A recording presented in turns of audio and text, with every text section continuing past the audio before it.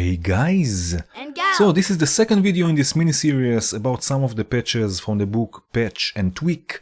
I will concentrate on the idea of the different patches and develop it using other modules available in VCV Rack. If you are not familiar with Patch and Tweak, it's a book all about modular synthesis and the modular environment. There's a link in the description where you can find more information about it, and also the link to where you can find this patch and many others from the book.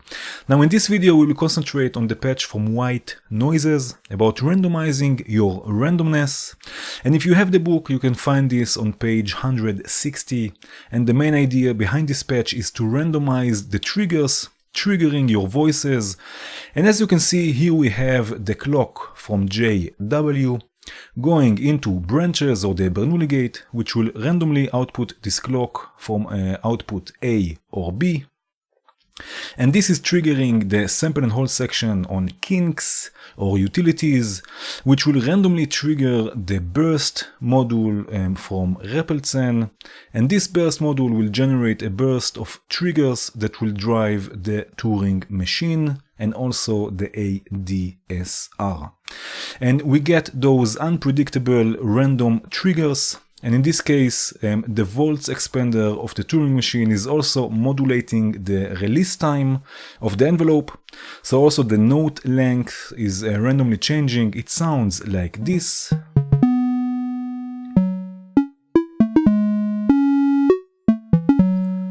Very nice, very interesting, very random also. And let's do something like this. Let's start with changing the oscillator. So let's take the oscillator out and the VCA, and I will use rings or the resonator from mutable instruments or audible instruments. Let's send the pitch information to rings and send rings to the mixer. I will also pan the channels here. Let's activate the quadraphonic mode, the red mode here. We can also get rid of the ADSR. Let's change the mode of rings to sympathetic strings. Change the structure, maybe something like this. Oh yeah.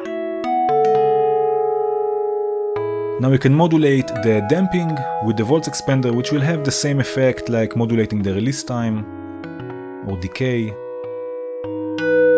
So let's do this something like this.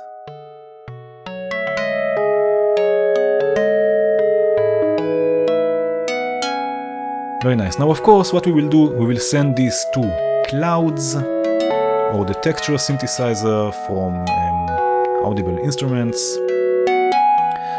So let's send it first to clouds, take the input gain all the way up, and from there to the mixer.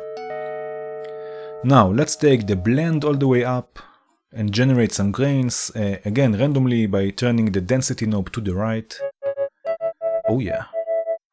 Let's change also the spread all the way up and add some feedback and also a nice amount of reverb.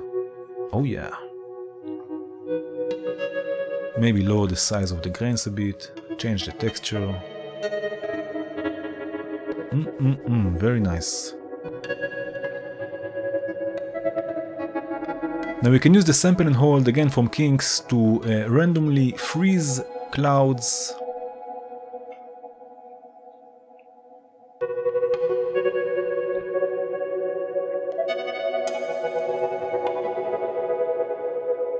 Very nice. So we have a nice classic rings into clouds patch, full of randomness.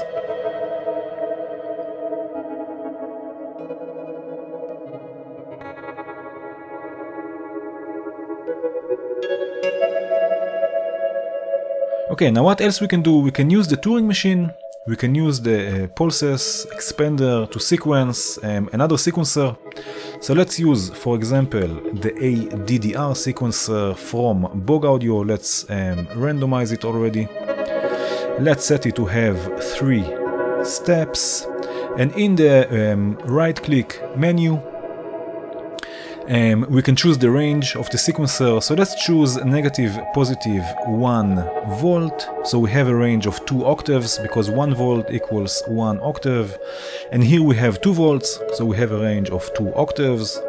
Now let's add another voice, and what I will do, I will just duplicate the rings we already have. And let's add another quantizer. I will use again the one from JW. And send the sequencer through the quantizer to rings.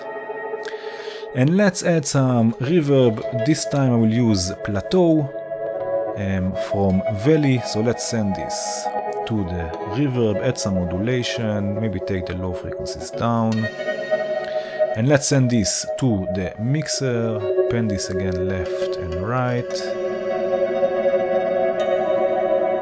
Now, let's drive the sequencer with one of the outputs from the pulses expansion of the Turing machine. I will go just with the first output. Let's solo this.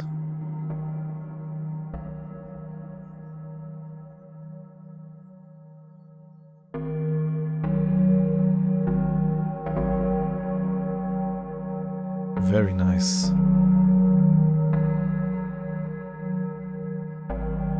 Okay, now the ADDR, we have 3 steps here on the ADDR sequencer, but it has a really nice feature, the select knob here, that we can select from which step the sequencer will start. Now it starts from step 7, so the 3 steps we have is 7, 8, and then goes back to 1. But we can also modulate this. So let's add another ADDR sequencer. This time I will change the range to 0 to positive 10 volts. Again, let's randomize this, and in the right-click menu of the first sequencer, we can choose to activate select on clock. So now, when we change the select knob, it will actually select the step only with an incoming clock, so everything is in sync. Let's set this ADDR here to 8 steps, something like this, and I will use a divided by 32 clock to drive it and send it to the CV input of the first ADDR. Oh yeah.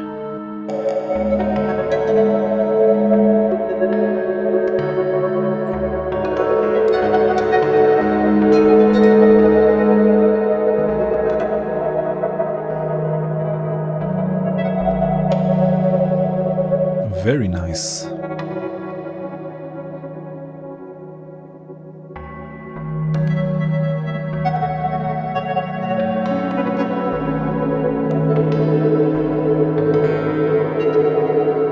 Okay, so there will be a link, of course, in the description to this patch, so you can download it and have a closer look. And there's also a link to the whole mini-series if you're interested. I hope you enjoyed this video. If you did, please hit the like button. If you enjoy what I do, consider becoming a patron.